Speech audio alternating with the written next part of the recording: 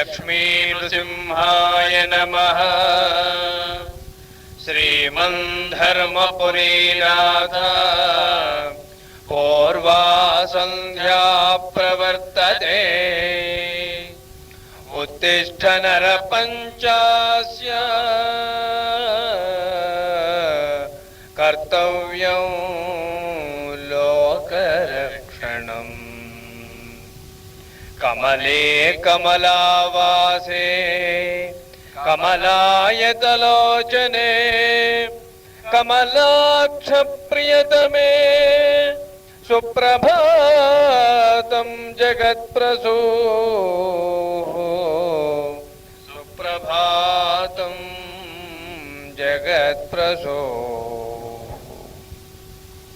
इन्द्रादिदेवमकुटस्थगिताग्र्यरत्न जालांशुशोभितपदाम्बुरुहे परेशि।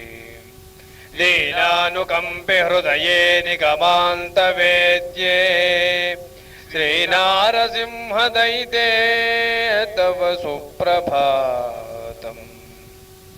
अस्तङ्गते निजपतौ हि कलानिधाने तारास्सुवृत्तलसिता वसुहीनतार्ता। या तालयञ्च करुणाकरशिष्टरक्षिन् लक्ष्मीनृसिंह भगवन् तव सुप्रभातम्। वृत्त्यय्यया सदयितो विहगान् सुदूरम् बन्धुर्वियोगकृतगद्गदरुद्धकण्ठ। रावच्छलान्ननु समादिशतीव चर्याम् लक्ष्मीनृसिंह भगवन् तव सुप्रभातम्। गोदावरी विमलवीचि मृदङ्गवाद्ये संवाद्यमानैः गन्धवहेन हृद्यम्। बालापि कालपतिरम्य रवेणगीतम् लक्ष्मीनृसिंह भगवन् तव सुप्रभातम्। मन्दः सदा गतिरयं नलिनीषु मित्रतारेषु चाब्जमुकुलस्तनजाततापः। लौल्यं प्रदर्शयति गन्धवभूनितान्तं लक्ष्मीनृसिंह भगवन् तव सुप्रभातम्। स्वे वारुणीरतिमुपेत्य निशां हि नीत्वा नाथे समुद्यति जहाति च पद्मिनीयम्। बन्धात् कथञ्चन मधोव्रतमात्मसक्तम् लक्ष्मीनृसिंह भगवन् तव सुप्रभातम्। कुरुवन्दतः कुवलयं निखिलं प्रबुद्धम् राराजमानमुदयंश्च गिरीशमौळौ। चित्रं निशां शमयते कमलाप्तयेशः लक्ष्मीनृसिंह भगवन् तव सुप्रभातम्। प्राचीविभावसु शिशुं खलु मन्दमन्द मालम्ब्य चाम्बरमरं मृदुलैः कराग्रैः। उद्यन्तमङ्गगतमातनुते सुरक्त लक्ष्मीनृसिंह भगवन् तव सुप्रभातम्। अस्तङ्गते सपतिराज्ञितमः प्रदीप्ते रक्तोनितान्तमुदयोस्तु करैरतापैः।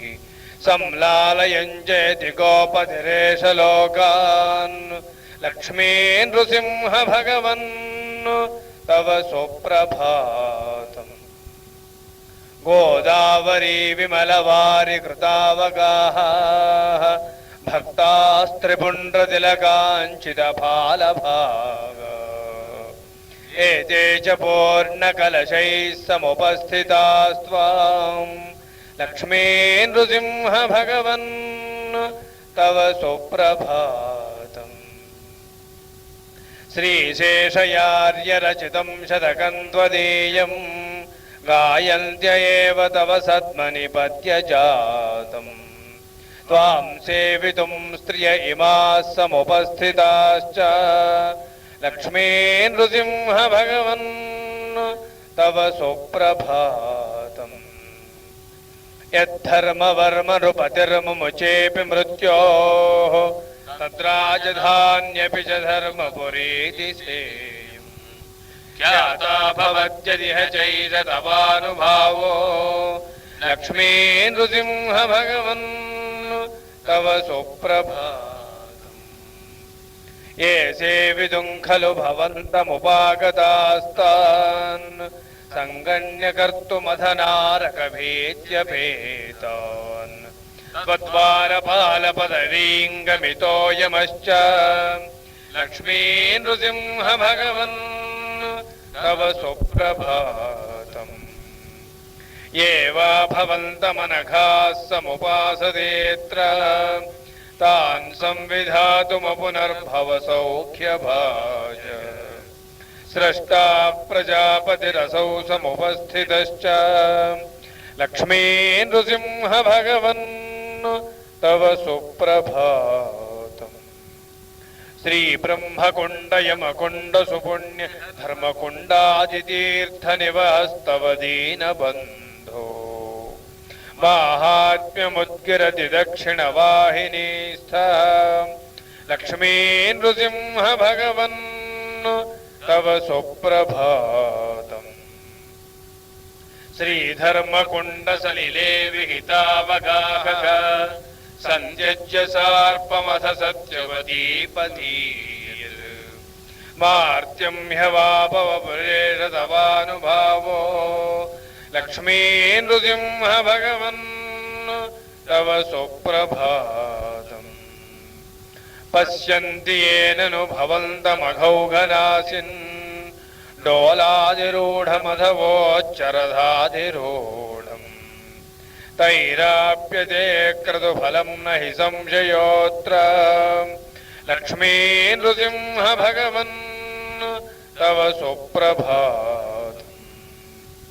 శ్రేయం పురీ విలసతే తవ సన్నిధానాన్ నిత్యోత్సవాద్విజముఖోద్గత వేదఘోష.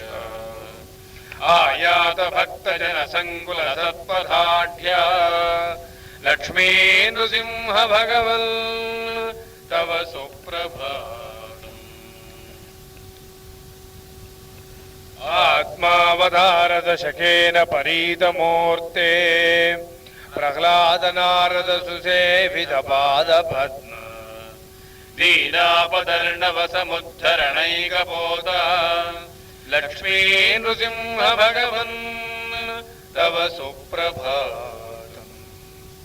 స్నాతానులిప్తాన్ రవిసోమనేత్ర భక్తాన్ సమేతాంస్తవ దర్శనార్థం. కృపాకటాక్షామృతవర్షణేన పునీదీనావన నారసింహ. నిత్యదర్శన సౌభాగ్యం శ్రీధర్మపురవాసినాం. వితన్వారో విజయతే శ్రీ నృసింహ విభో భవాన్.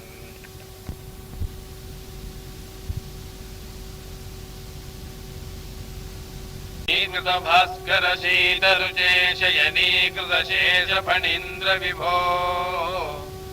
అయనీకృత భక్త హృదంబుజనే విజయీ భవ ధర్మపురీనురే. కరుణా వరుణాలయ లోకపతే తరుణారుణ కాంతి సమిద్ధ జట. కమలా కలితాత్మ హృదంబుజ భో విజయీ భవ ధర్మపురీనురే. నిజ పాద పవిత్రిత దైత్య బలే నిజ హస్త పవిత్రిత దైత్య శిశో. నఖధారణ పావిత దైత్య విభో విజయీ భవ ధర్మపురీనుహరే. తవ మంద జపాదనువేల కృతాత్ పరిధావతి భూత పిశాచగణ. విపదశ్చలయం గమితాశురరం విజయీ భవ ధర్మపురీనుహరే. జలచారితయా కిటి రూపతయావతార పురాణను వేద భువా.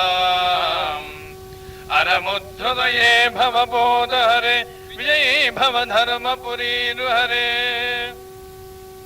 అమృతార్థమదోర్థిత ఏవ సురైః కమఠల్లను మందర గోత్రమధాః లలనన్నథ మోహిత వానసురాన్ విజయీ భవ ధర్మపురీ నృహరి నిజ భక్తవచోను యదార్థయితుం పరిభావయితుం చ సురారిమదం నరకేసరితేయ మహో విధృత విజయీ భవ ధర్మపురీ నృహరే प्रतिगृह्य मिषार्भुवनत्रिदयं ह्यददाहरये च निगृह्य बलिम् अथ निष्कृतये बलिसत्त्वगतो विजयी भव धर्मपुरी नृहरे ननु भार्गवरामतया बहुशो जनकण्टकराजकरक्तचरैः परशुः परिदर्पित एव निजो विजयी भव धर्मपुरी नृहरे सनरकादिषु शब्दतया सुरतां गमिताममितुं निज भक्तवरौ नरुदाशरथित्वमवाप्तमधो विजयी भव धर्मपुरी नृहरे ननु भूमिभरोद्धरणाय जगद्धित धर्मसमुद्धरणाय विभो वसुदेवसुतत्वमुपत्तमधो विजयी भव धर्मपुरी नृहरे ननु सत्यपथं परिदर्शयितुं परयूसनशील निवृत्तिकरम् उररीकृतवानपि बौद्धवपुः विजयी भव धर्मपुरी नृहरे जनजीवनमानदनानि मुहुर्हरतो नृपवेशधरानसुरान् ननु कल्कितया विनिहंसि पुरा विजयी भव धर्मपुरी नृहरे शरणागत दीन समुद्धरणे दृढनेक्षित सर्वसुपर्वसुता निज दर्शन पावित भक्त ददे विजयी भव धर्मपुरी नृहरे पद्मां पद्मकरां सुपद्मनिलयां पद्माक्ष हृन्मन्दिराम् आनन्दैकरसां भवाब्धितरणीं कारुण्यपूर्णेक्षणां प्रभीम् अस्य जगत्त्रयस्य जननीं वात्सल्यपूराञ्चितां लक्ष्मीम् आश्रितभक्तकल्पलतिकां वन्दे नृसिंहप्रियाम् पद्मालया मृदुलहस्तकुशेषयाभ्याम् संवाहिता वरुणकान्तिन काञ्चितौ पद्माङ्कुशादिषु फलक्षणलक्षिते ते लक्ष्मी नृसिंहचरणौ शरणं प्रपद्ये ब्रह्मादिदेवमकुटातुलरत्नदीपैर्नीराजितौ पतितपावनबद्धदीक्षौ भक्तालिचित्तसरसीरुहचञ्चरीकौ लक्ष्मी नृसिंहचरणौ शरणं प्रपद्ये भक्तार्तिनाशककृपामृतवारिराजे दुर्दान्तदानवमदापहलोकरक्षिन् संसाररोगशमनौषधराज पाहि लक्ष्मी नृसिंहचरणौ शरणं प्रपद्ये सत्त्वं रजस्तमैति प्रकृतेर्गुणैस्तैरेकोऽपि सन्ननुभवान् बहुधा बभूव सृष्टिस्थितिप्रलयकार्यवशेन देव लक्ष्मी नृसिंहचरणौ शरणं प्रपद्ये यच्चावतारमुररीपुरुषेऽनुपातुम्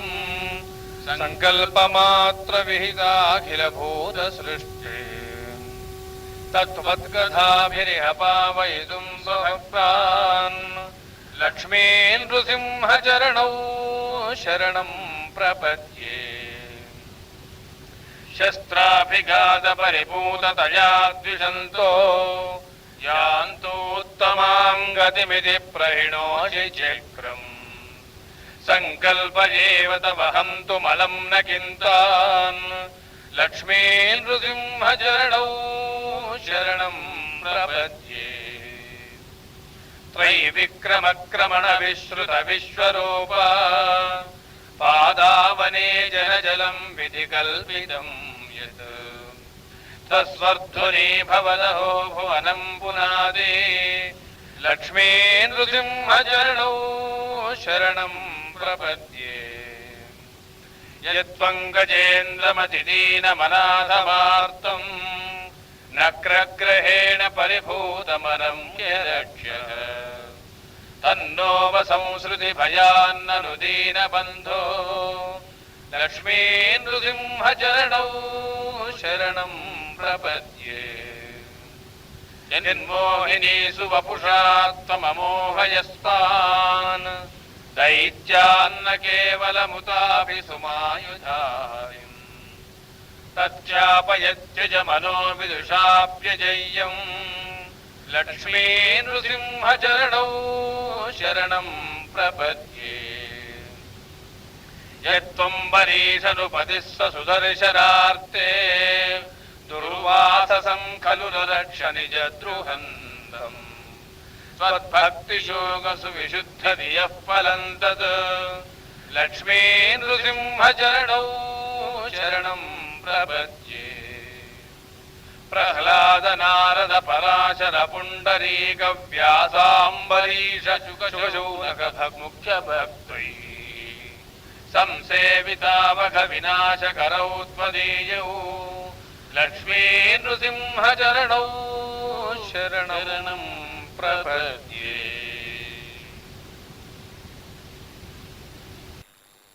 कंजात भानवे भानुभानवे श्रीमद्धर्मपुरीशाय श्रीनृसिंहाय मङ्गलम् धर्म संस्थापनार्थाय नरकेशनिरूपिणे प्रह्लाद वरदायास्तु श्रीनृसिंहाय मङ्गलम् अघौघतूलवातूलायाथ दुर्दैत्यमृत्यवे श्रीमद्धर्मपुरीशाय श्रीनृसिंहाय मङ्गलम् भूतोच्चाटन निर्निद्रा नाम मंत्र जपाय च श्रीमद्धर्मपुरीशाय श्रीनृसिंहाय मङ्गलम् निगमान्त सुवेद्याय जगच्चक्षुषे श्रीमद्धर्मपुरीशाय श्रीनृसिंहाय मङ्गलम् अपार करुणापूर्ण पारावाराय चक्रिणे श्रीमद्धर्मपुरीशाय श्रीनृसिंहाय मङ्गलम् दंष्ट्राकराळवक्त्राय सुधा निष्यन्ति चक्षुषे श्रीमद्धर्मपुरीशाय श्रीनृसिंहाय मङ्गलम् संसारार्णवपोताय भक्ताभीष्टप्रदायिने श्रीमद्धर्मपुरीशाय श्रीनृसिंहाय मङ्गलम् नास्थागेहेन वसुनिचनेनैव कामोपभोगे यद्यद्भव्यं भवतु भगवन् पूर्वकर्मानुरूपम् याचेतु त्वामखिल भुवनौ सेवया ते स्वबन्ध्यम् भक्ताघौघ प्रशमन विभो धर्मपूर्णारसिंह श्रीधर्मपुरि वास्तव्या कोल्यराजल्न शास्त्रिणा संदृग्धा वाङ्मयी पूजा प्रीतये ते स्त्वियं सदा